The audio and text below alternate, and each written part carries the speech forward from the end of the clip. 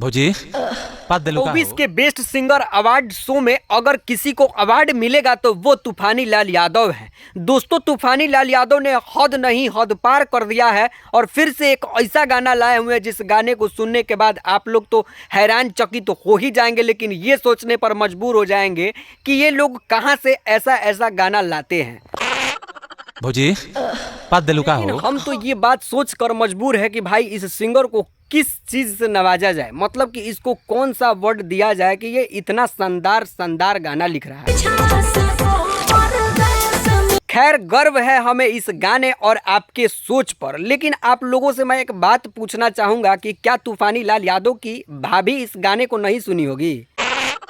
भौजी बात दिलू का हो? खैर, सुनी तो होगी ही, उनके पूरे परिवार सुना होगा जब ये गाना गा रहे होंगे तो। लेकिन जानते हैं इस गाने पर 3,23,000 के आसपास व्यू हैं, वो भी 9 दिनों में। खैर, इस गाने का अगर आप लोग वीडियो देखेंगे तो आप लोगों को लगेगा कि पूरा रोमांटिक वीडियो है, पॉर्न वीडियो ही चला दिए हुए हैं, थोड़ा कम है अगली बार से।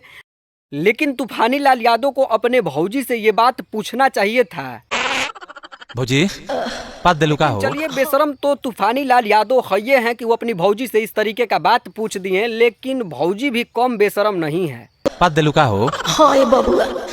खैर, अब आप लोग ये कहेंगे कि ये कोई गलत नहीं है, ये कोई अश्लील नहीं है, तो ये चीज़ नेचुरल है और नेचुरल चीज़ों को नेचुरल ही रखा जाए तो अच्छा रहेगा। खैर, आप लोगों को मिलते हैं नेक्स्ट वीडियो में। वीडियो कैसा लगा ज़रूर बताइएगा।